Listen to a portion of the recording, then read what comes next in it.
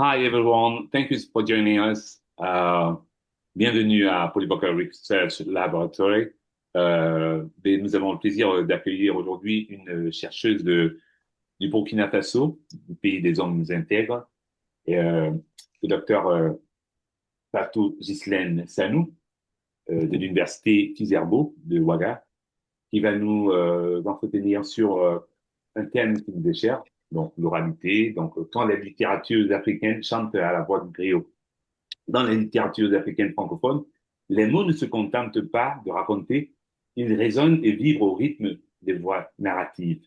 Loin d'être un simple ornement esthétique, celles des griots y sont constitutives d'une parole littéraire singulière. Alors, une petite présentation du docteur Sanou. Euh, Elle est maître de conférence CAMES dans le laboratoire en littérature, art, espace et société, LLAES, à l'université Joseph Kizerbo du Burkina Faso, au laboratoire au sein duquel elle a soutenu sa thèse de doctorat sur le personnage du roman burkinabé entre mythe, histoire et fiction. Ses recherches portent sur les représentations du social dans la littérature à travers les migrations, le corps souffrant, les rapports littérature, théâtre, cinéma, l'évolution de la littérature au Burkina Faso à partir de la sociocritique, de la sociologie de la littérature et des études culturelles africaines. En mai 2025, elle a participé au programme Professeurs invités de l'EHESS sur proposition de Rémi Bazengissa Ganga. Merci d'avoir accepté notre invitation, docteur Sanou. Nous vous écoutons. Merci. Merci beaucoup, cher Gino. C'est un plaisir de vivre ce moment-là avec le laboratoire que tu as mis en place. Et en tout cas, merci pour l'opportunité et surtout la confiance qui a été en tout cas managée très rapidement. Donc, vous me pardonnerez la qualité de ma présentation. Je n'ai pas un agenda ministériel, ce n'est pas la prétention, mais en tout cas, il y a beaucoup de choses voilà, qui me tombent dessus. Nous sommes à la fin de l'année, mais c'est un plaisir de toujours discuter de littérature. Et je pense que nous avons cette passion en commun. Et même si nos champs de recherche sont différents, mais en tout cas, on se retrouve un tant soit peu sur des perspectives qui nous sont communes. En tout cas, merci à toi. Et merci à ceux qui nous rejoignent progressivement et ceux qui étaient déjà là.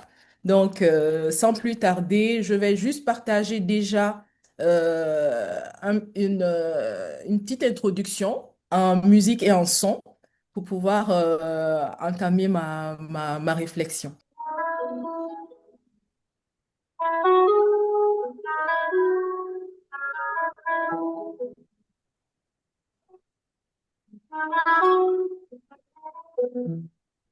Je suis griot de père en fils. Mon fait père, Sidiki Diabaté, père en son âme, puis griot aussi. Donc cette tradition, comme j'ai dit, depuis le XIIIe siècle jusqu'à nos jours, elle a été suivie de père en fils, de père en fils, de père en fils, de père en fils.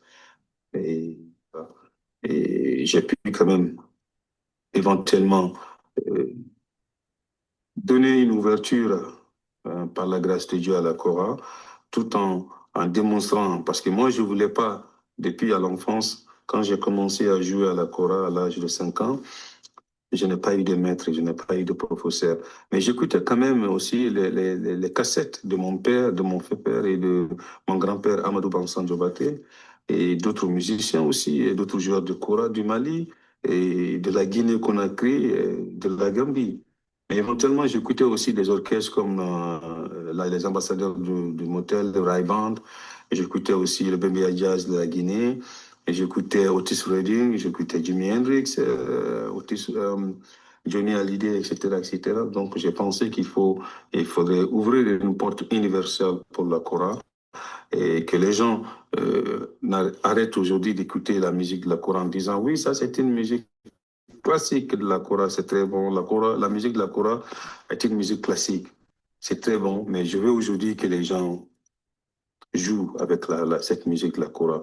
Il y a eu des Voilà, donc c'était une petite mise en jambe. J'espère que le son a été clair pour tout le monde. Donc, cela me permet d'introduire mon propos qui est celui d'une littéraire, mais en tout cas qui est amené ce soir à partager avec vous cette incursion, on va dire, incursion de la musique et de la figure, surtout du griot, dans les littératures africaines, notamment celles francophones. Donc, je ne sais pas si vous voyez maintenant mon écran que je partage. Ok, voilà. Donc, mon propos ce soir, c'est quand les littératures africaines chantent à la voix du griot. Donc, pour y arriver, je vous propose un plan assez synthétique, très rapide. Donc, une petite introduction qui va nous permettre d'enchaîner avec le un. Le griot, maître de la parole et gardien de mémoire. Deuxièmement, la littérature africaine comme prolongement justement de la mémoire du griot. Et puis on termine par la musicalité, pardon, donc la musicalité du griot à partir des instruments, des voix et des chants que nous retrouvons dans la littérature africaine. En introduction, Sékou, parler est un art difficile. Le tout est de savoir le poids des mots. Et qui ne sait pas les tailler, les arrondir, doit s'en remettre aux griots. Dans l'héritage du Mandé, c'est à eux qu'appartiennent la parole. Fin de citation, Massan Mankan Diabaté, Le Lion à l'Arc, Paris, Atier, 1986. Il s'agit ici de questionner justement la figure du griot dans la littérature africaine et ce propos me permet justement de questionner un certain nombre de textes. Mais avant d'y arriver, il faut se dire aussi que la figure de ce griot-là est une figure ancestrale. Et on l'a entendu dans les propos de Toumani Diabaté, qui fait partie aujourd'hui, on va dire, de la 71e génération après Sundiata Keïta, pour ceux qui connaissent un peu l'histoire de l'empire du Mandé. Et cette histoire-là a traversé le temps et Toumani Diabaté Alakora est aujourd'hui un des détenteurs, des dépositaires de cette histoire du Mandé. À ce sujet, en parlant justement de l'oralité, parce que cela nous conduit à la question de l'oralité, euh, le chercheur David Goran, dans son ouvrage Le champ littéraire africain, essaie pour une théorie, souligne en particulier la façon dont l'oralité et la tradition se transforment en objets de jeu et d'enjeux concurrentiels. La capacité de l'écrivain à les mobiliser et à les remodeler est alors perçue comme l'un des garants d'une pratique légitime et dans le contexte des littératures africaines. Autrement dit, les motifs de l'oralité et de la tradition occupent une place centrale dans ce champ-là. Et la figure du griot, figure ancestrale de la tradition orale, allie parole, chant, danse, musique et devient une mémoire vivante. Évoquer le griot alors, c'est parler d'un style, de récit, du rapport entre tradition et modernité, entre oralité et écriture, entre histoire et mémoire. En cela, les questions du pouvoir de la parole, de l'authenticité et de la continuité de l'identité sont aussi porteuses d'enjeux de réflexion. En cela, les littératures africaines nous proposent des mots qui ne se contentent pas de raconter des histoires, mais ils résonnent. Donc, ils résonnent comme des mots vivants avec une esthétique qu'il faut décortiquer. Leurs mots prolongent tradition orale, mais scandent des récits qui fortifient une mémoire collective toujours en construction. Donc, nous partons donc de l'hypothèse que la présence de l'oralité, et notamment la figure du griot dans ces littératures-là, dans ces œuvres, agit comme un principe d'écriture et devient comme une métaphore identitaire pour une nouvelle esthétique scripturaire. Donc le texte devient alors chant ou récit ou performance. Donc pour y arriver, nous allons analyser à partir de différents textes, romans, poésie, théâtre, donc l'héritage de cette oralité-là en présence de voix de détenteur, donc celle du griot. Donc cette représentation de la figure du griot prendra aussi en compte quelques éléments, notamment des instruments de musique. Donc cela nous permet d'entamer le premier point. Donc ici, le griot, maître de la parole et gardien de la mémoire. En m'appuyant sur les cultures mandingues, donc la spécificité ici des cultures mandingues, c'est d'avoir préservé cet art oral-là.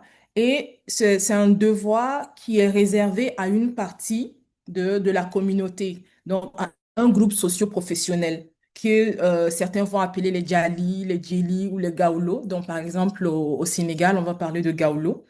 Donc, ce sont des artisans de la parole, tout comme les forgerons sont les artisans du métal.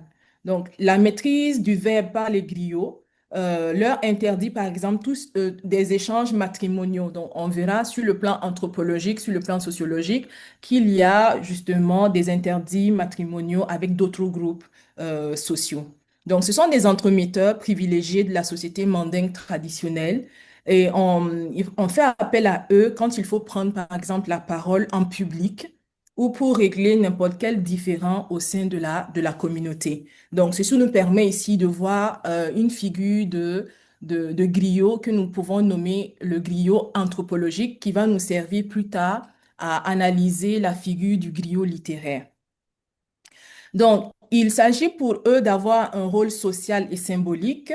Donc, ce rôle social et symbolique-là qui leur permet d'être à la fois conteur, historien et poète et conseiller, comme on l'a vu tout à l'heure. Et deuxième élément, c'est que le corps du griot devient comme un instrument. Donc, la parole devient tambour, la voix devient danse. La dimension performative de leur narration se sentira à travers, par exemple, le souffle de la parole, le rythme, les refrains, les répétitions et les gestes. À ce sujet, dans son étude intitulée À chacun son griot, Valérie Thiam donne des précisions sur la figure du griot.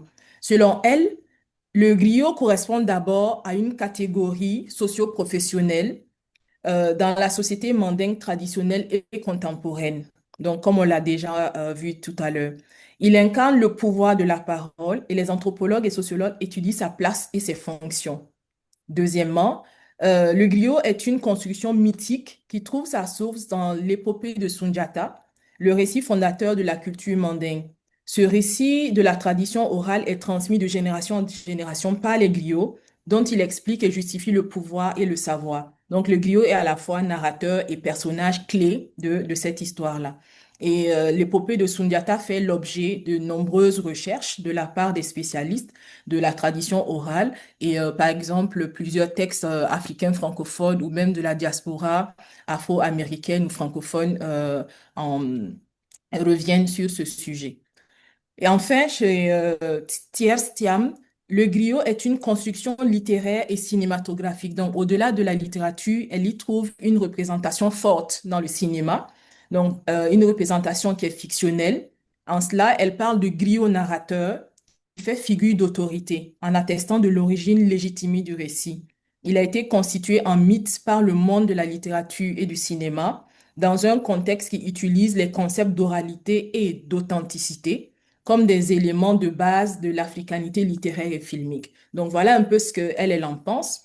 Et pour continuer dans cette perspective, je partage avec vous le propos de Amadou Ampateba, qui est à la fois historien et anthropologue très connu dans le milieu justement mandingue, mais au-delà, parce que c'est un des dépositaires de la tradition orale qui a utilisé la littérature justement pour garder la mémoire des griots.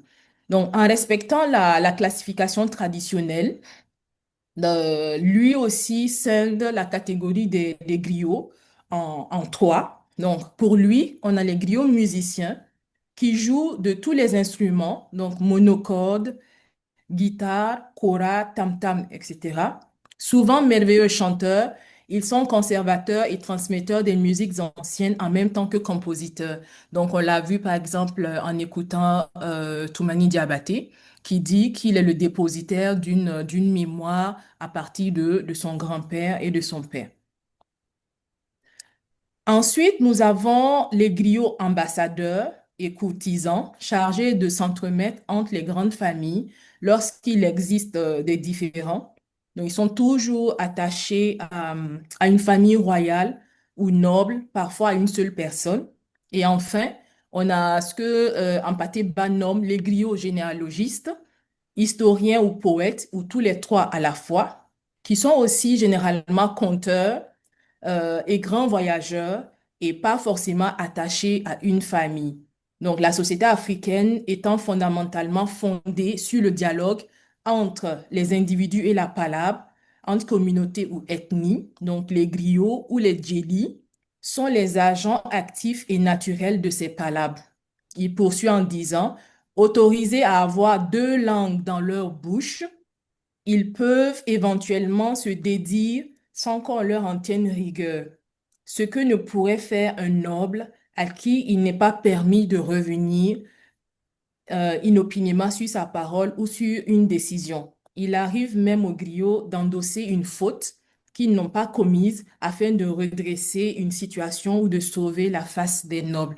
Donc voilà un peu une présentation du griot qui nous permet en tout cas d'entrer dans la figure de manière déjà sociologique et anthropologique telle on la connaît dans nos sociétés. C'est vrai que mon propos s'articule autour de la région ou en tout cas de la communauté mandingue, mais c'est tout à fait légitime que la figure du griot se retrouve dans plusieurs sociétés, que ce soit en Afrique du Nord, en Afrique du Centre ou en Afrique du Sud et au-delà de l'Afrique, dans d'autres parties du monde. Donc, cela me permet d'entamer le glissement vers la représentation de cette figure donc, que l'on connaît dans nos sociétés, dans la littérature. Donc, la littérature africaine comme prolongement de la parole du griot. L'écrivain africain assume une fonction particulière de transmission et de communication qui peut très bien être, on va dire, comparée à celle du griot. Son écriture peut embrasser à la fois le mythe, l'épopée, le conte, le proverbe et des formes dramatiques, autrement dit, l'ensemble de l'art de la parole.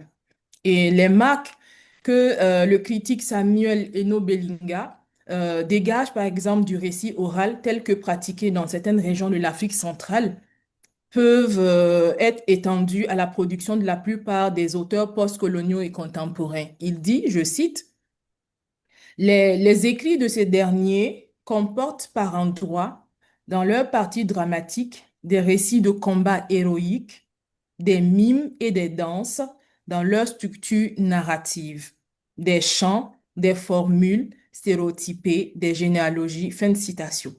Donc, à partir de la réflexion de Eno Belinga, on voit que le glissement de la figure du griot se fait presque naturellement, je pourrais le dire, dans les écritures africaines francophones.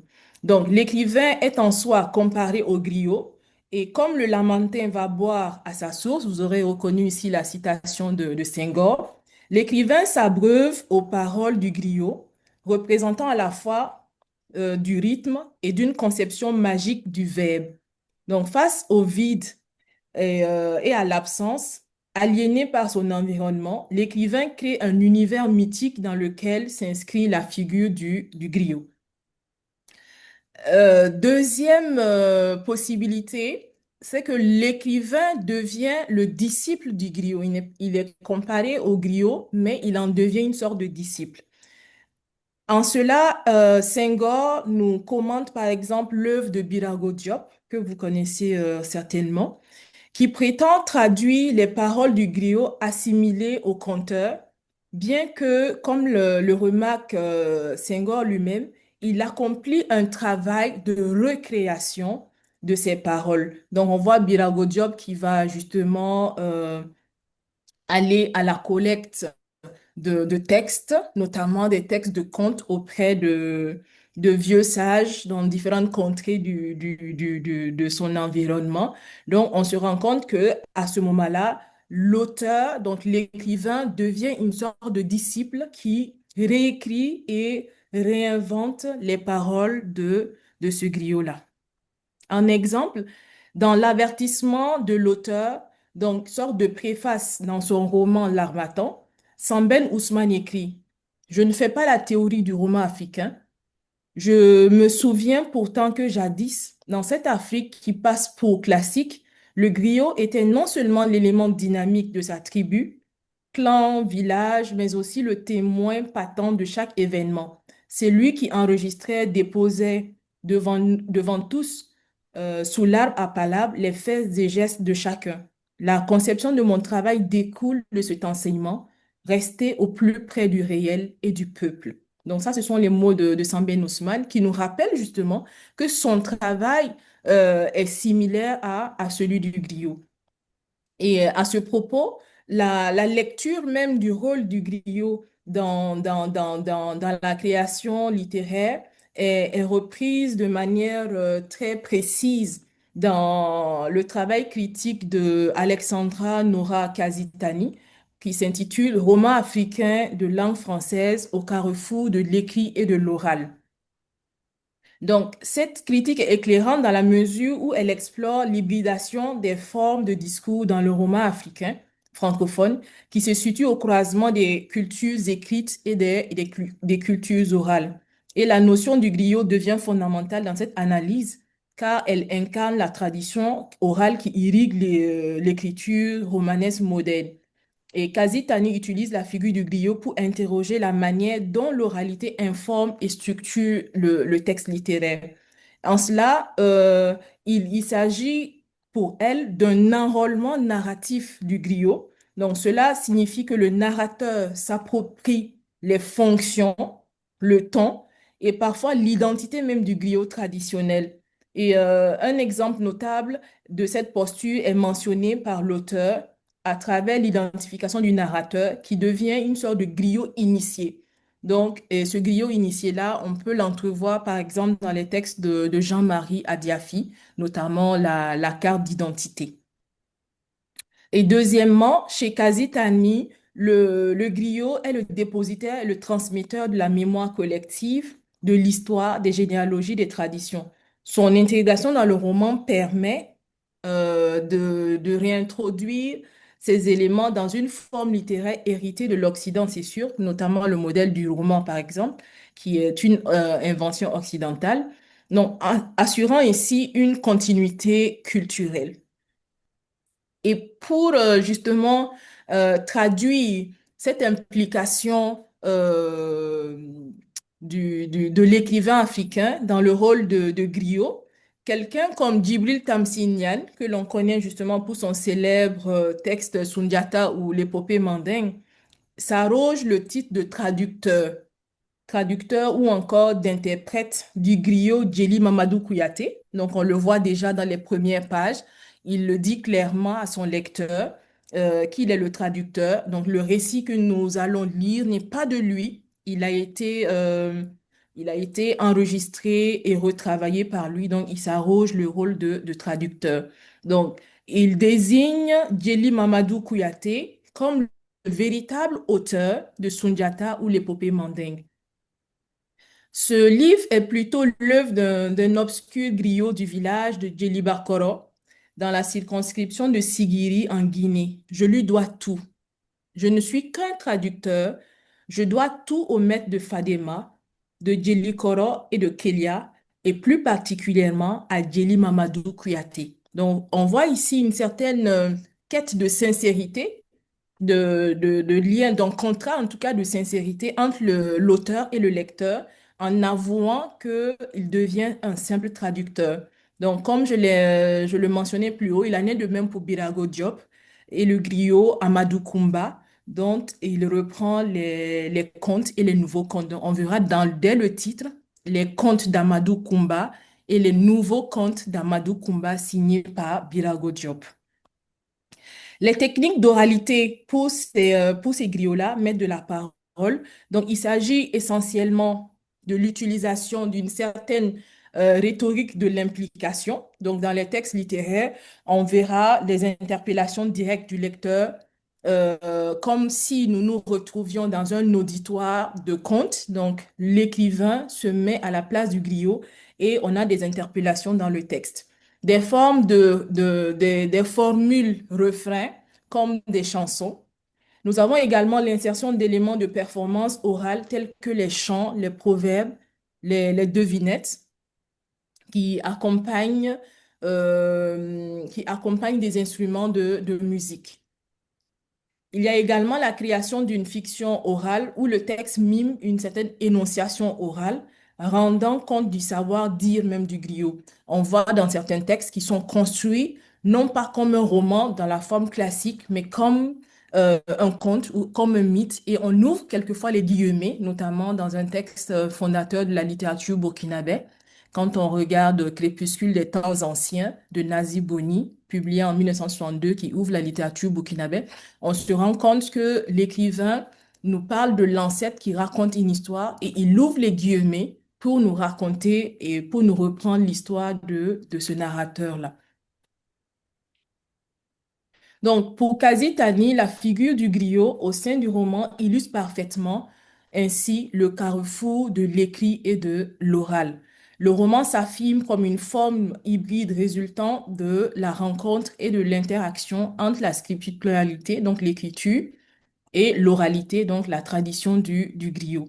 L'écrivain, en faisant appel à la figure du griot, ne cherche pas seulement à imiter l'oralité, mais à la transformer, à la réinvestir dans un nouveau médium, donc qui est notamment dans l'espace francophone, l'écriture en langue française. Donc, on voit tout le travail quelquefois de traduction. On comprendra pourquoi plus haut, Djibril Tamsir-Niane parlait de traduction, parce qu'il y a un passage d'une langue première, notamment les langues nationales vers la langue française. Donc, il y a ici un travail fondamental d'intertextualité et un travail de recréation, comme on l'avait souligné. Donc, en somme, la notion de griot symbolise la revitalisation d'un discours romanesque ou littéraire de manière générale par l'intégration d'une certaine tradition esthétique et culturelle reconnue à des espaces, donc à des territoires bien précis, et c'est celui de celle du maître de la parole. En exemple, le roman, par exemple, de Kamara Lai qui s'intitule Le maître de la parole s'ouvre sur un poème, L'âme nègre, donc suivi de courtes introductions. Et il le rappelle très bien, donc il fait appel à l'Afrique des profondeurs, où il évoque les recherches sur l'histoire des cultures africaines et les liens avec l'Afrique et la France, donc l'Afrique et les griots, etc. Et lui aussi met en particulier l'accent sur la conception du livre qui va présenter le maître de la parole, qui est Babou Condé, le Belentigui, donc auprès duquel il a recueilli la version de l'épopée qu'il va raconter et qu'il s'apprête à raconter. Donc, le maître de la parole n'est qu'une périphrase pour désigner Babou Condé. Il s'agit d'une version écrite aussi, cette fois-ci encore de l'épopée de Sundiata, en prose, mais parsemée de nombreuses chansons, de poèmes. Et ce qui est intéressant dans cet ouvrage-là, dans ce roman, donc Le Maître de la Parole, c'est que ces chansons et ces poèmes sont transcrits dans les deux langues, donc en malinké et en français. Un autre exemple est celui de Jean-Marie Adiafi dans un autre texte qui s'intitule Silence, on développe. Donc, dans ce roman, le narrateur s'identifie explicitement comme un griot initié des peuples et non des rois. Et il se nomme, lui, Sinika Dian. Donc, pour ceux qui comprennent la langue malinké ou le djoula, donc Sinika Dian, ça veut dire demain est loin, si je traduis littéralement. Et cela donne aussi une certaine description même du parcours du personnage. Donc, il affirme ainsi une fonction de porte-parole, mais cette fois-ci subversif et mémorialiste de la communauté. Il renoue, lui, avec la tradition des donsons, donc ce sont les chasseurs initiés, dont on va chanter les louanges à travers le donsomana. Donc, c'est un récit purificatoire des chasseurs, ou autrement dit, la geste des chasseurs. Ceci pour dire en un mot que la figure du griot se retrouve à la fois comme euh, l'écrivain lui-même, donc se compare au griot d'une part, ou l'auteur se retrouve comme étant le disciple du griot comme on l'a vu. Et cette introduction du griot dans la littérature passe naturellement par un certain nombre de techniques littéraires. Donc, il y a aussi l'introduction des instruments, des voix, donc voix avec X, mais on pourra aussi parler de voix ES plus loin. Et tout ceci à partir d'une écriture qui implique la rhétorique de l'implication, l'accompagnement musical qui va conduire vers une esthétique de mouvement. Donc, on a vu tout à l'heure quelques instruments qui peuvent intervenir, le balafon, la kora, le tam-tam, le djembé et bien d'autres. Et cela donne une certaine polyphonie dans le texte littéraire. Donc, en gardant l'exemple du maître de la parole de Kamara Live, l'intégration du griot s'accompagne de sa musique puisque le roman est la retranscription, comme on l'a dit, d'une épopée.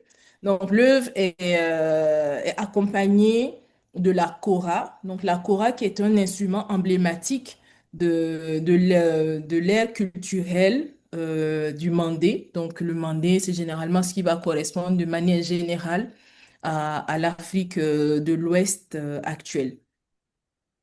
Donc, bien que l'instrument ne soit pas toujours joué textuellement, sa présence symbolique et le rythme des chants et poèmes insérés souvent en malinké rappellent constamment la performance musicale même du griot traditionnel. Donc, en lisant le texte, on a le sentiment, dans l'usage des mots qui sont faits, on a le sentiment que c'est le griot qui nous raconte et on le visualise. Donc, c'est un peu ça aussi la performance de l'écrivain, d'arriver à produire un texte littéraire qui conduit le lecteur à visualiser le griot qui lui chante l'épopée de Sundiata. Le griot utilise la kora pour accompagner la louange et le récit historique, le son soutenant l'autorité de la parole. Je vois que j'ai certainement débordé de mon temps de parole. Si je peux peut-être garder encore quelques minutes pour terminer, Gino, c'est bon? C'est bon, c'est bon. Ok, d'accord. Donc, ailleurs, dans un texte comme Les Soleils des indépendances de Amadou Kourouma, Kourouma utilise un narrateur aussi qui emprunte la voix du griot. Et la musique sert à souligner, par exemple, cette fois-ci, non pas la gloire seulement du protagoniste, mais le griot va chanter et souligner la déchéance de son personnage principal qui est Fama. Le griot narrateur utilise le style oral et les formules de louange qui sont typiques du griot pour présenter les personnages, notamment en interpellant plusieurs fois le personnage. Par exemple, l'expression Fama Doumbouya, vrai Doumbouya, Père Doumbouya, Mère Doumbouya, etc. Donc, la répétition du nom, du patronyme du personnage introduit justement l'idée de la louange telle on verrait un griot en performance vis-à-vis de la personnalité qu'il veut mettre en valeur. Les allusions également au tambour ou au tam-tam, aux louanges, sont traditionnellement accompagnées quelquefois du balafon ou du tam-tam. Donc, on parla de tama, donc pour proclamer la devise du noble Fama. Donc, au moment où Fama était encore ce prince qui avait tous les pouvoirs avant les indépendances que sa communauté respectait, parce que les indépendances viennent déchoir ce personnage qui avait tous les attributs d'un prince. Donc, quand on dit Doumbouya, père Doumbouya, mère Doumbouya, c'est très valorisant. Mais on se rendra compte que ce personnage-là perd toute sa valeur au lendemain des indépendances parce que nous avons la création des États-nations. Un autre exemple, justement, qui nous montre une autre figure du griot qui n'est pas seulement présent pour des louanges, c'est l'emblématique roman de Mariam Momba, Une signe longue lettre, donc qu'on reconnaît comme une figure, en tout cas dominante de la littérature féminine africaine francophone.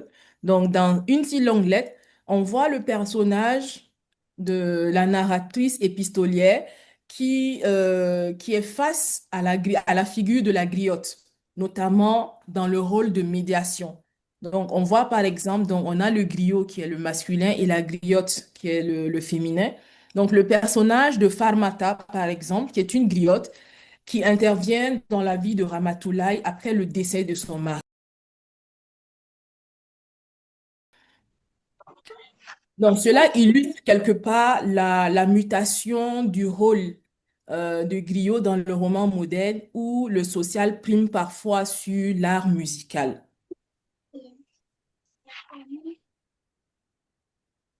Donc, l'accompagnement musical aussi se réalise par une sorte de sonorisation lexicale, comme on peut le voir dans Silence, on développe. Donc, le narrateur, là, réalise une sorte de performance qui fonctionne avec des compétences de mémoire musicale du lecteur. Donc, les instruments de musique comme le ngoni, donc, qui est un l'arc musical, le balafon, le sansa ou la flûte sont en effet évoqués pour les sons qui leur sont associés. Donc, en lisant le texte, celui ou celle qui est initié ou qui est averti de ces instruments de musique-là perçoit dans la lecture de ces sons-là un son déjà entendu quelque part par ces instruments. Donc, la ponctuation, par exemple, peut évoquer aussi des instruments par des impératifs sonnés, accélérés, ou le mot silence, parce qu'on sait que toute musicalité aussi est marquée par des moments de silence. Donc, le lecteur a l'impression non pas de lire le texte littéraire, mais de l'écouter. Donc, écouter un récit qui est scandé, comme le dit Roger Trodéo, un récit qui est scandé au nom de la musique traditionnelle.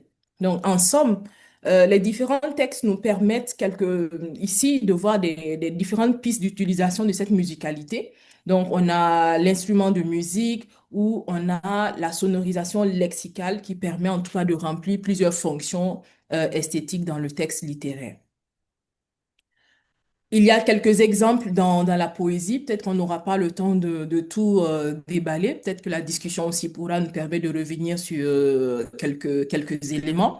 La poésie aussi africaine est très pertinente en termes d'objets d'étude pour la présence du griot. Et un des plus grands poètes, c'est bien entendu Senghor, à partir de la négritude, qui intègre ce rôle-là et le ton du griot dans son œuvre. Donc, il transforme le griot en un poète prince et c'est souvent une figure de louange des ancêtres, des héros. Et le rythme de ses vers est souvent long et cherche à reproduire la musicalité du djeli, donc du griot, notamment par l'usage et la scansion de répétitions incantatoires. Donc, quand il dit par exemple, ô mon lion, mon beau, mon noir, donc il mime quelquefois la posture du griot dans une forme de performance. Chez Senghor, par exemple, les instruments de musique du griot apparaissent au début de plusieurs textes. Il a le poème, par exemple, Que m'accompagnent Cora et Balafon, donc un texte emblématique. C'est l'illustration parfaite de cette poétique même de la négritude, un lien avec la parole fondatrice et la mémoire encore de cet espace, de son terroir. Bernard Dadier, par exemple, poète ivoirien, dramaturge également, utilise la voix du griot pour porter un regard plutôt satirique. Donc, au lieu de faire la louange euh, des héros du passé, quelqu'un comme Bernard Dadier va faire jouer au griot à l'époque coloniale un rôle de chroniqueur, mais d'observateur social également. Donc, il ne fait pas que la chronique positive, mais il se retrouve à critiquer la société coloniale. Donc, le griot devient celui qui témoigne des changements et surtout des injustices. Et le proverbe, l'aphorisme servent à condenser cette sagesse-là. Et le ton qui se veut didactique souligne quelquefois l'écriture même de Bernard Dadier qui se veut moralisatrice. Et je termine par une figure emblématique de la littérature burkinabé, qui est le poète Frédéric Titenga Pracéré, qui est une figure entre fusion, érudition et tradition orale. Il se voit lui-même comme un poète dépositaire de sa communauté, donc le village de Manéga. Hier, à la foire du livre, nous avons eu un hommage à son endroit. Et dans cet hommage-là, justement, le professeur Darcourt revenait sur toute la production littéraire et critique de cet auteur.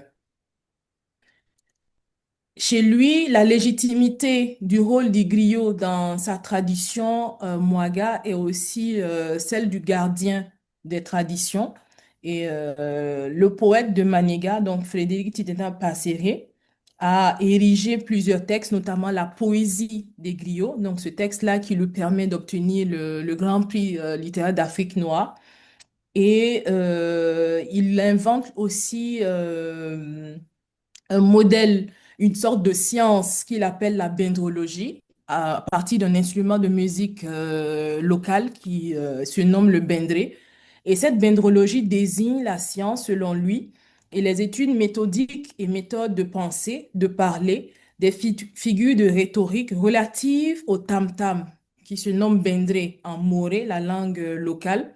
Et donc, en fait, à la culture de ce tam-tam-là, voire à la culture des messages tambourinés, notamment d'Afrique. Donc, au-delà même du bendré, il cherche à montrer justement que le langage des tambours est une poésie qui doit être déchiffrée par des initiés à l'endroit de non-initiés. Donc, il est le poète qui va documenter notamment la souffrance, la résistance de l'Afrique vis-à-vis de certaines injustices. Il utilise son écriture pour crier la parole dans la tradition. Et cela se voit, par exemple, dans la typographie de ces textes poétiques. Sur l'une des pages, on a la version en français et sur l'autre, la version en moré, la version, disons-nous, originale originelle.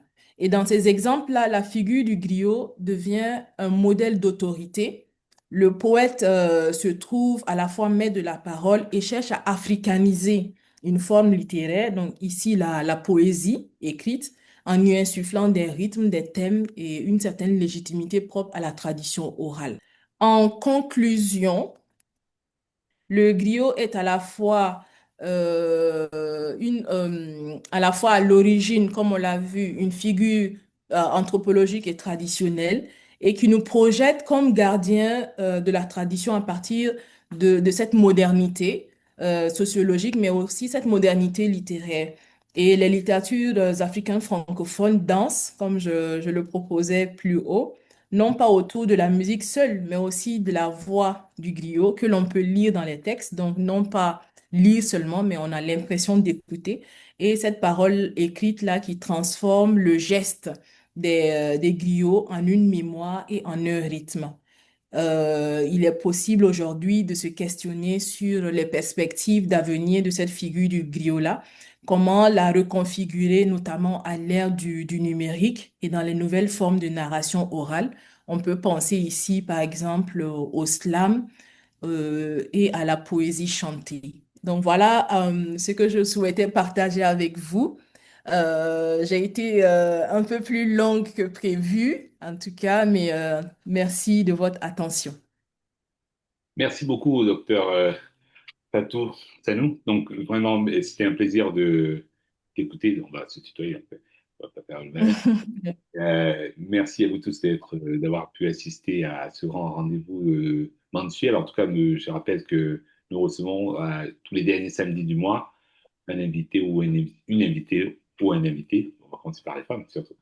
Donc voilà, et c'est un plaisir à chaque fois de se nourrir de toutes ces connaissances, de toutes ces intelligences que nous avons dans le monde. Le labo se veut d'abord afro-centré quand même, donc voilà, donc afro-centré avec toute la diaspora, tout ce que ça comporte en tout cas, les Antilles, les Amériques en tout cas, l'Afrique bien entendu, l'Afrique maison mère. J'avais une question, si vous avez des questions, peut-être que je vais pas peut-être prendre la parole tout de suite, mais je voulais juste voir avec Fatou, qu'est-ce que tu penses de ces, comment je peux appeler ça, c'est-à-dire, est-ce qu'il n'y a pas une forme de reconstruction mémorielle, parce que la mémoire, est-ce qu'elle n'est pas figée, on est d'accord, donc, je pense. Comment le griot se comporte aujourd'hui? C'est-à-dire, est-ce qu'il reste enfermé, il pense s'enfermer dans un carcan, c'est pas péjoratif, hein, c'est dans un box, comme dans un, I mean, like in a box, or est-ce qu'il est toujours exposé à un renouvellement de sa façon de procéder, en tout cas en tant que griot, au sein de la société, vu les mutations que nous vivons. Là, tu parlais éventuellement évidemment de l'ère numérique, l'ère du numérique. Comment il se comporte aujourd'hui? C'est-à-dire, est-ce qu'il a l'impression qu'il est resté sur la mémoire ancestrale véritablement, ou est-ce qu'il est toujours, là, comme on dit en anglais, in motion, c'est-à-dire qu'il se renouvelle? En mouvement, oui, oui, oui. C'est ce que je proposais justement. Je peux déjà réagir à cette question si tu le permets. Oui, peut-être que je n'ai pas assez insisté là-dessus sur les formes littéraires, mais en partant par exemple de la figure de Toumani Diabaté, dont vous avez écouté les notes de Cora au début de mon intervention, on se rend bien compte que lui, il est le dépositaire d'une certaine histoire, mais qui ne raconte plus de la même manière. Aujourd'hui, Toumani Diabaté a été pendant longtemps, notamment au début des années 90, un des représentants de ce qu'on va nommer la world music au niveau de son domaine qui est la musique à partir de la kora. Donc, il est arrivé à transformer sa kora, qui est un instrument traditionnel, et sa pratique de griot. Donc, c'est un héritage pour lui parce que ce qu'on dit dans nos sociétés, on ne devient pas griot, mais on est du verbe naître, griot. Donc, il est dans une forme de transmission. Mais aujourd'hui, lui, il le transmet sur des scènes mondiales. Et aujourd'hui, son fils aussi continue ce travail-là. Pour ceux qui connaissent Sidiki Diabaté, dans le milieu de l'Afrique de l'Ouest, c'est un musicien. Donc, ils sont musiciens de père en fils. Donc, voilà déjà une sorte de transformation. Et ils font de la musique de fusion entre tradition et modernité. Et la kora accompagne, par exemple, comment je vais dire ça, la musique classique occidentale. Donc, ils font souvent des fusions avec de grands orchestres. Donc, ça, c'est une mutation qui est assez notable. Maintenant, dans le domaine de la littérature, il y a eu quelques exemples où j'ai indiqué que la figure du griot n'est pas seulement celle que l'on voit dans le rôle des louanges, parce qu'on a présenté dans le premier moment de l'intervention les différents rôles qui sont dédiés au griot dans les communautés traditionnelles. Donc, c'est celui qui va raconter la mémoire du peuple, c'est celui qui va faire la médiation et, en cas de conflit, en cas de différend. C'est aussi celui qui va faire le lien et le lien. Donc, il est le lien communautaire. Mais dans d'autres textes, on se rend compte que le griot n'est pas forcément celui qui unit la communauté. Il est quelquefois celui qui crée des conflits, donc tout à fait le contraire. Et si je veux revenir à des représentations dans nos sociétés, la figure du griot a perdu de sa superbe dans certaines communautés. Par exemple, on voit des griots qui ne peuvent même pas se nourrir parce que personne ne les écoute. Ils ne sont plus liés à des familles. Et malheureusement, il y a des gens qui décrètent qu'ils sont griots alors qu'ils ne le sont vraiment pas. Et c'est quelquefois des arnaques sociales. Donc, je sors du cadre de la littérature pour revenir à des cas sociaux où on voit des gens qui s'investissent d'un rôle qui n'est pas le leur. Et on le voit dans certaines cérémonies de mariage où, pourvu qu'un des invités soit bien vêtu, il se trouve quelqu'un qui s'arroge le titre de griot et qui commence à chanter les louanges, non pas à partir de l'ancestralité, malheureusement, alors que le vrai rôle du griot, c'est cette ancestralité qui doit être maîtrisée et racontée pour rendre fiers les descendants.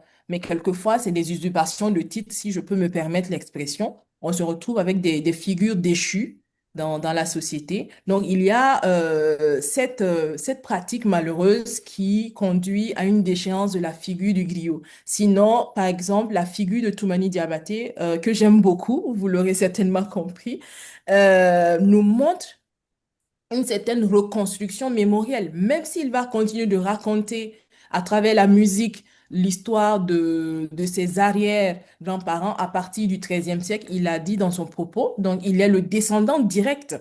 Ce que je précise peut-être pas clairement, c'est qu'il est le descendant direct de Soundiata Keïta, du griot de Soundiata Keïta, pardon. Donc, on voit ici que c'est une transmission générationnelle, mais avec en tout cas des incursions de pratiques modernes et puis, quoi qu'on dise, ils sont exposés eux aussi à des techniques nouvelles, des enregistrements en studio.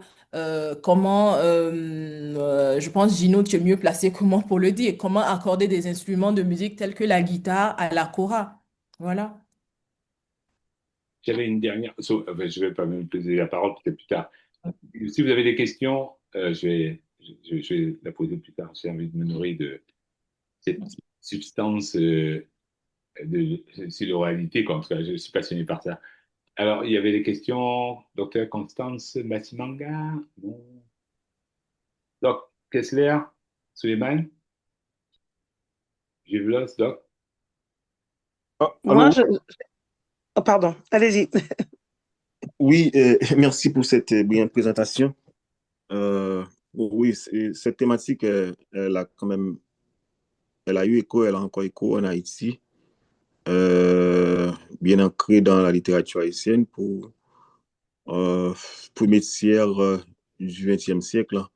Il y a eu une revue, même qui portait le nom de Griot, revue en 1938, revue haïtienne, euh, donc des griots. Donc, cela dit, même, ils étaient en quête de quoi? Ils en quête d'une essence haïtienne, entre guillemets, quête d'une culture haïtienne presque exclusive. Et c'était le moment.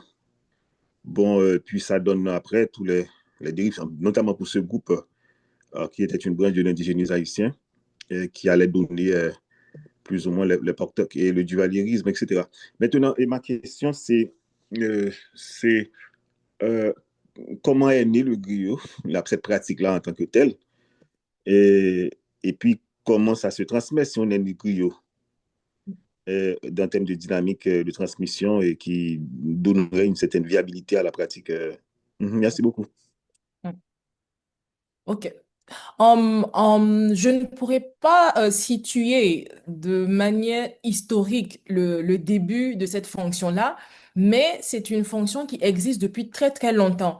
Certaines sources nous indiquent, par exemple, depuis le XIIIe siècle, donc depuis on va dire, l'avènement de la bataille de Quirina entre Soumaoro Kanté et Souniata Keïta qui en sort vainqueur et qui devient le créateur, le père fondateur de l'Empire mandingue, on a cette figure justement de griot dans la société mandingue. Donc la société mandingue, généralement, qu'on va répartir en trois catégories professionnelles de manière générale. Donc il va avoir les nobles, ensuite les gens de caste, donc les gens de caste tels que les forgerons, donc ils vont travailler le métal. Et puis les griots qui vont manier la parole. Et enfin, pour la sous-catégorie, on va avoir la catégorie des esclaves. Donc, voilà un peu synthétiser cette organisation sociale. Donc, ce qui fait que le griot qui est plus proche des nobles, parce qu'il va être celui qui va parler au nom du noble, on le voit dans cette représentation cinématographique, on voit que le roi ou le chef ne s'adresse jamais directement au peuple. Il a un souffleur, il a quelqu'un à côté qui retransmet au peuple ce qu'il pense, ce qu'il dit. Donc, dans cette retranscription-là, on voit la figure du griot qui émerge. Donc, le griot est relié à la puissance de ces personnes, de ces personnalités. Et certaines sources disent que le mot griot lui-même n'est pas africain et qu'il viendrait par exemple de sources espagnoles dans le sens où ça veut dire criarde, c'est crier. Je ne suis pas spécialiste de la langue espagnole, vous m'en excuserez, mais c'est celui qui parle. Donc, on voit ici que le mot en lui-même, dans ses origines, n'est pas forcément le mot griot, cela s'entend, mais c'est reconnu, comme je l'ai dit au départ, sous le nom de djeli, de djali, etc. Donc, ce sont ces fonctions-là qui sont dédiées à ceux qui doivent prendre la parole publiquement. Et c'est un rôle. Et je vais insister sur le fait que on ne devient pas griot, mais on est griot. Donc, il faut naître griot. Et cette naissance nous permet ensuite de se faire former, puisqu'il y a une transmission qui doit se faire, il y a un apprentissage qui doit se faire. Et cette transmission se fait de génération en génération. Donc, si aujourd'hui, je ne sais pas si à Haïti, on a la notion des ethnies, mais dans un pays comme le Burkina, le mien, on voit que les griots ne se marient pas, dans les différentes ethnies, les griots ne se marient pas aux autres qui sont de fonctions agricoles ou de fonctions d'élevage. Donc, si vous êtes né agriculteur, dans la communauté des agriculteurs, vous allez chercher femme dans la communauté des agriculteurs. Si vous êtes né griot, vous ne pourrez pas prendre femme en dehors de la communauté des griots. Et généralement, c'est ce qui se fait. Mais aujourd'hui, avec pour résumer, ce monde qui change, on a des mariages, mais qui sont pas souvent soutenus par les familles. Même s'il y a des transgressions, on se rend compte que ce sont des histoires assez complexes. Donc, voilà un peu ce que je peux dire à ce niveau-là en termes de naissance ou en tout cas en termes de présence de griots, notamment dans l'environnement mandingue. Merci.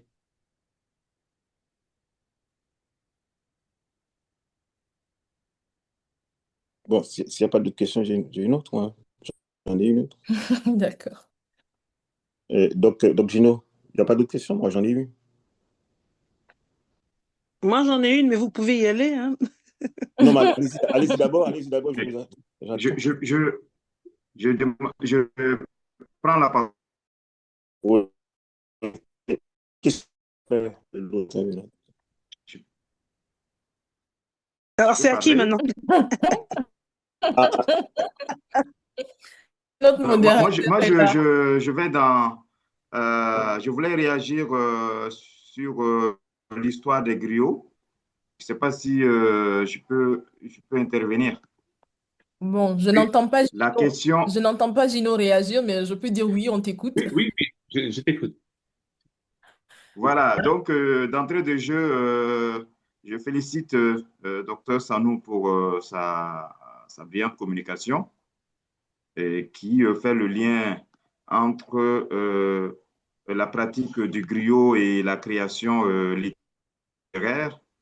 Et c'est vraiment une formidable perspective qui permet de voir que les créateurs, n'est-ce pas, de textes littéraires en Afrique, ils cherchent un ancrage, n'est-ce pas, un ancrage de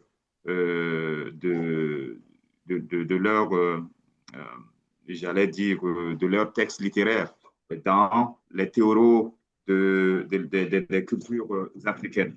Alors, sur la question de l'histoire, j'ai partagé dans le chat la charte de Kourkanfouran. Donc, je pense que cette charte-là peut donner un peu une idée sur l'origine des griots. Parce que ce qu'il faut savoir, le Mali a été un grand empire et cet empire a eu une influence considérable sur presque tous les pays de l'Afrique de l'Ouest, en partant de la Guinée, de la Gambie, du Sénégal jusqu'au Ghana. Et donc, la pratique de griot va un peu se répandre. Mais on aura l'idée que c'est sous Sundiata Keita là que le griot va se révéler. Voilà. Et donc, ça pourra un peu permettre à notre ami Aimé Kessler d'aller voir, même quand on prend le griot, il y a des sous-groupes à l'intérieur des griots. Donc, cela va permettre de voir un peu, parce qu'il y a des griots qui de cour, il y a des griots qui ne font que chanter les louanges du roi, qui sont dans la cour. Il y a des griots qui sont des médiateurs sociaux dans la société. Et donc, ça peut permettre d'avoir une idée un peu de la pratique du griot. Alors, il faut savoir que cette pratique-là, aujourd'hui, fait face justement à, et le docteur Sanou l'a dit, il y a la situation actuelle fait que le griot cherche sa place. Parce que dans dans les temps anciens, si on peut s'exprimer ainsi, les griots ne travaillaient pas, donc puisqu'il est au service de la société, c'est la société qui prenait en charge le griot. Après les cultures, donc chacun donne un peu au griot. C'est parce que lorsqu'on cultive le griot est là pour encourager les cultivateurs. Il est tout le temps chez le roi. C'est lui qui est, non seulement il est conseiller du roi, il connaît tout ce qui se dit en ville et il rapporte ce que les gens pensent de la gouvernance. Et donc, du coup, mais aujourd'hui, c'est avec les différentes mutations, et les griots fait face à plusieurs défis. Et donc, du coup, sa pratique est mise en mal. Et ceux-là qui ont pu s'adapter rapidement sont devenus des grands artistes, à l'image de Toumani Diabaté, évoqué par Dr Sanou, et de son fils Siriki Diabaté. Ça, ce sont ceux-là qui se sont adaptés rapidement. Mais ceux-là qui n'ont pas pu s'adapter, c'est ceux-là qui dérangent les gens lors des mariages, des baptêmes, et j'en passe. Voilà. Donc, je ne vais pas monopoliser la parole. Voici ce que je pouvais ajouter pour éclairer un peu sur la pratique du griot. Merci beaucoup pour la parole. Merci, Suleiman. Donc, Constance, ok, c'est Constance. Oui, il y avait quelqu'un souhaitait prendre la parole avant moi, donc oui, voilà, j'essayais de démuter mon micro, désolé. Merci, docteur Sanou, c'est ça, pour votre brillante présentation. J'ai un commentaire question. Donc, Amkoulel l'enfant Peul, Amadou Ampateba. Ampateba était noble, n'est-ce pas, si je ne me trompe pas. Et ce récit est plus ou moins autobiographique. Alors, beaucoup de critiques littéraires disent que l'enfant est devenu griot dans cette histoire. Il a pris le rôle symbolique de porteur de l'histoire et griot. Qu'est-ce que vous en pensez de ça? Parce que c'est une des œuvres que je préfère et je trouve ça très intéressant que, pour moi, mon interprétation, vous me dites si vous n'êtes pas d'accord, tout le monde, que Ampateba, qui est noble et n'est pas griot, passe par le bouquin pour devenir griot, quoi. Ça, c'est mon interprétation. Donc, je vous passe la parole.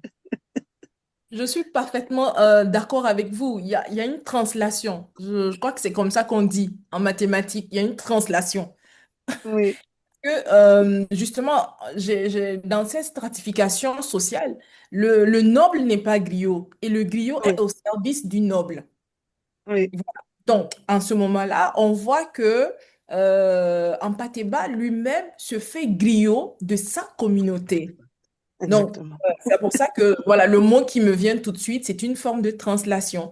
Et ce n'est pas exclu que ce soit une forme de transgression sociale, parce qu'il ne Oui. devait pas occuper ce rôle-là. Mais l'écriture, et je crois que c'est peut-être ça aussi la puissance de l'écriture, on ne peut pas lui en vouloir très longtemps, parce qu'en même temps qu'il transgresse, de mon point de vue, il marque une certaine visibilité, une visibilisation de sa communauté. Oui. Ce qui Oui. est le rôle de l'écrivain africain, parce qu'il y a une forme identitaire à sauvegarder, mais aussi à diffuser comme patrimoine. Et pour moi, c'est un des enjeux aussi de l'écrivain, un peu comme des artistes musiciens Oui.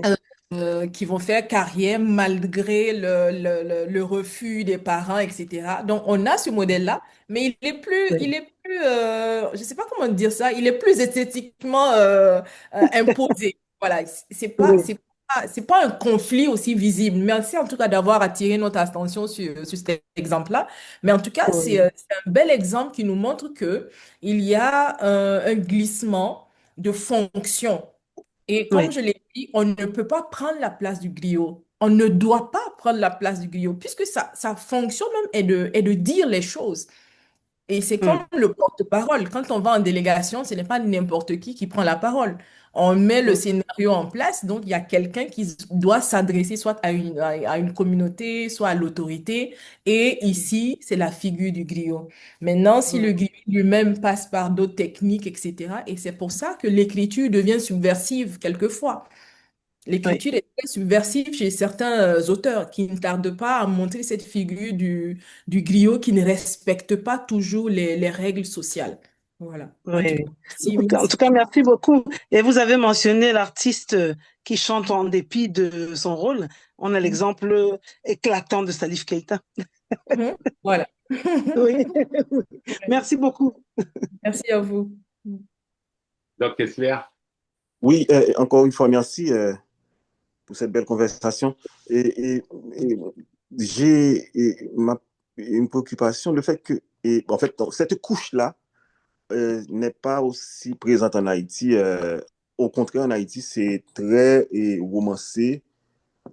Et le travail et des griots, comme quoi, bien sûr, c'est des porteurs de mémoire, de porteurs, et puis ils sont là pour partager. Donc, c'est très idyllique la façon qu'on voit ça. Jusqu'à présent, la représentation du griot en Haïti, mis à part des dérives, notamment de la génération de 1930-1940, qui allait donner le Duba dérive, c'était d'ailleurs, il était membre de cette revue et il s'en est servi, bien entendu, pour accéder au pouvoir, c'est-à-dire très rattaché à l'Afrique, une Afrique qui est vraiment imaginée. Et puis ça a marché. De toute façon, la question avec Price Moss, c'était un appel à un grand retour, c'est-à-dire le retour en Afrique et dans l'âme du paysan haïtien, etc. C'était ça le grand défi qui a été lancé en début, disons, deuxième décennie du XXe siècle, hein. Par rapport à une question précise, c'est l'occupation américaine, ça a fouetté l'orgueil de la bourgeoisie. Donc, pour s'en sortir, ils ont dit il faut retourner dans l'âme haïtienne et comme ça, pour fouetter l'orgueil et plutôt le bavarisme des bourgeois. Maintenant, tel que présenté ici, j'aime bien ça parce que d'abord, je n'avais pas lu sur cet aspect déjà. Merci. Mais je vois qu'ils sont dans une esthétique de partisans, ou plutôt de partis, comme écrit Sterling dans son dernier ouvrage, La figure de l'autre, dans la peinture et la littérature haïtienne. Cet ouvrage vient de sortir. Donc, je crois que, et tenant compte que c'est très lié quand même à une littérature officielle, à un discours officiel, donc ils sont là comme porte-parole, comme vous venez de le dire. Et comment peut-on faire crédit à cette parole du griot, et tenant compte qu'il est rattaché à une hiérarchie, et laquelle hiérarchie n'est pas toujours du côté du, entre guillemets, ce qu'on entend par peuple, c'est-à-dire des souffrants. Merci. Comme on l'a dit au départ, c'est un rôle c'est un rôle qui est très important socialement au départ. C'est aujourd'hui, comme dans nos sociétés, on va dire dites modernes, avec une gouvernance politique marquée par des ministres. Aujourd'hui, tous les gouvernements, notamment dans le modèle francophone, on a un chargé. Donc, généralement, on a un ministre de la communication qui est chargé de reprendre les propos, voilà, du gouvernement, etc. Donc, je pense que j'extrapole peut-être, mais en tout cas, la figure du griot correspond aujourd'hui à cette figure de ministre de la communication. Donc, il ne peut pas avoir un discours contraire, en général, de ce que dit le gouvernant, puisqu'il doit dire ce que le gouvernant dit. Maintenant, il se trouve que on peut bien entendu imaginer que le griot ne soit pas tout à fait d'accord avec ce qui a été dit plus haut. Et c'est quelquefois aussi des enjeux qui se jouent à travers lui. Que doit-il faire quand il y a injustice? Et une des figures qui me vient tout de suite, non pas dans la littérature, mais plutôt dans le cinéma. Je ne sais pas si vous connaissez, mais peut-être que vous pourrez chercher à voir. Il y a un film, Sia, le rêve du python, de Danny Kouyaté. Donc, Kouyaté aussi, c'est le nom des griots dans le Mandé. Donc, il est griot lui-même. Son père a été griot et son père, c'est Sotigui Kouyaté. Et il a travaillé très longtemps avec Brecht, par exemple. Donc, c'est vraiment un comédien hors pair, notamment dans le patrimoine burkinabé. Mais il est très connu à l'international. Et son fils fait du cinéma. Et si vous regardez la cinématographie de Danny Kouyaté, Avant ça, il avait un film intitulé Keïta, l'héritage du griot. Et là, on questionne justement ce qui doit rester de la figure du griot dans la tradition moderne. Par exemple, le petit Mabo qui est, on va dire, tiraillé entre ce que lui dit son maître à l'école et ce que lui dit son grand-père qui est venu du village. Donc, on ne sait pas quelle éducation faut-il lui donner en tant que héritier griot. Donc là, ce sont des enjeux entre tradition et modernité. Mais pour revenir à Sia, le rêve du python, qui est ce film où la figure du griot, pour illustrer le fait que le griot nous dit ce que veut le roi, quand le roi tombe, il est remplacé, il est assassiné, il est remplacé, il dit le roi est mort, mais vive le roi. C'est automatique. Alors que c'est lui-même, quelque part dans la nuit, qui a transformé le propos du roi pour encore compléter contre lui. Mais quand le nouveau roi arrive, il ne fait que dire encore les louanges de celui-ci pour garder sa fonction. Donc, c'est un peu subversif comme image, comme transposition, mais on voit ici le rôle très important de lien, comme je disais tout à l'heure, de lien et de liant qu'on peut avoir au niveau du griot. Non, ce n'est Mhm. pas une fonction évidente. Peut-être qu'aujourd'hui, elle nous paraît peut-être évidente parce que nous en parlons au passé, mais je suis convaincue, je n'ai pas eu l'occasion de peut-être fouiller sur la question, mais j'ai l'intuition en tout cas que ce doit être un métier assez délicat. Voilà pourquoi on ne devient pas griot, on est griot et cette transmission-là se fait dans un cadre qui est très encadré. Bon, je fais de la répétition dans un cadre qui est bien maîtrisé. Voilà. Mhm. Pardon. Oui, il y avait d'autres questions. J'avais une question. Sinon, tu voulais continuer là? Qu'est-ce que c'est? Non, et ça me va, merci, hein. Ah, merci à toi, Kato.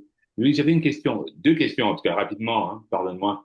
J'ai tellement de choses à poser 10 minutes, pas moi de plus dire la parole non plus. J'avais une question. Dans le cadre, est-ce qu'il y a des questions liées au genre? Par exemple, tout à l'heure, tu parlais des familles pour être griot, il faut que les deux parents soient griots, si j'ai bien compris, ou bien que j'ai mal compris, hein, c'est-à-dire que les deux. Donc, c'est un cadre d'homopraxie parentale, c'est-à-dire que, et d'endoculturation, c'est comme c'est transmis au sein de la famille.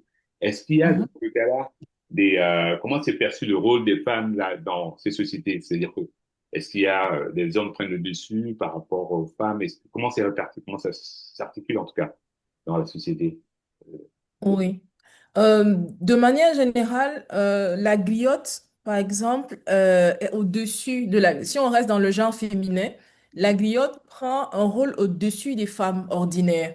Elle n'est pas une femme comme toutes les autres. Par exemple, une griotte peut intervenir dans une assemblée d'hommes.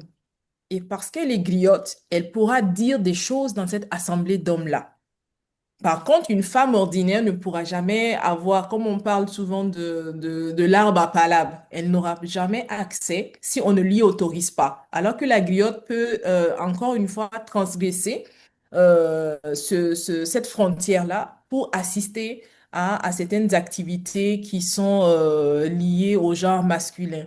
Et on sait par exemple qu'elles interviennent dans des cérémonies telles que les baptêmes, telles que les mariages, les initiations, en tout cas dans les sociétés traditionnelles et même modernes, mais qui gardent un pied dans la tradition. Je me souviens par exemple du mariage d'une amie en Côte d'Ivoire à Abidjan.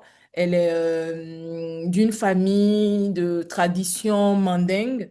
Et quand il s'est agi de la raccompagner le soir venu après les festivités dans la maison de son mari, comme on dit, c'est une griotte qui l'accompagne.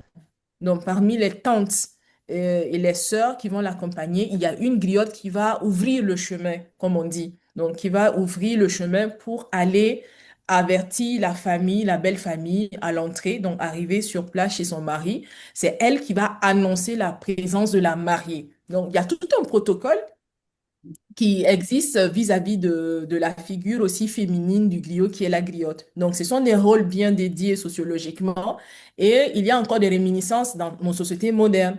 Et même si une femme a un différend avec son mari, par exemple, elle peut ne pas adresser, voilà, elle peut ne pas lui expliquer tout de suite les choses, mais elle peut passer par la griotte qui va être la médiatrice, même dans nos sociétés modernes, parce que les familles sont encore reliées à ces fonctions-là. Donc voilà, c'est aussi une figure très importante et très redoutée aussi dans certaines communautés où c'est encore vivace. Mais comme on l'a dit, malheureusement, avec les changements, la modernité, on voit des gens qui s'inventent griot, griotte, alors que c'est vraiment pas du tout leur rôle. Et comme l'a dit Souleymane tout à l'heure, c'est pour encore son gagne-pain. Merci, merci beaucoup pour cette explication. Dernière, pour moi, en tout cas, il y aura deux Oui. questions pour lui. Peut-être si on peut clore tout à l'heure, parce que... Dernière question, c'est à propos de Toumani et de son fils Sidiki, que j'aime beaucoup d'ailleurs, tous les deux. Est-ce que dans la communauté, on voit bien quand on analyse sa voix, sa façon de chanter, de manière prosodique, euh, on voit qu'il y a des ruptures par rapport à la tradition, en tout cas. Mhm. Comment il est perçu alors dans la société des griots? Est-ce que son succès fait de lui fait qu'on oublie tout le reste, c'est-à-dire ses incursions dans ce qu'on appelle musique contemporaine, pour ne pas dire musique moderne, j'aime pas trop le mot moderne, mais tout ce qui est moderne, en tout cas, actuel en tout cas. Parce que les jeunes, ils vivent son époque. Est-ce que parmi les griots, les gens se sentent un peu, ou bien ils adhèrent pour d'autres raisons, parce qu'il est très populaire, il est excellent. Mhm. Comment il est Oui, fait? je ne sais pas tous les pans de sa vie, mais je sais que de manière générale, sa célébrité a permis une certaine assise de sa figure au niveau de son pays d'origine, qui est le Mali. Et en étant dépositaire on va dire, du fondateur de l'empire du Mandé, euh, on lui accorde toute l'importance aujourd'hui, pour ce que je sais. Donc, au niveau de la réception de sa musique, c'est une réception généralement positive, parce qu'il est arrivé à mettre aussi la musique malienne traditionnelle sur un piédestal mondial.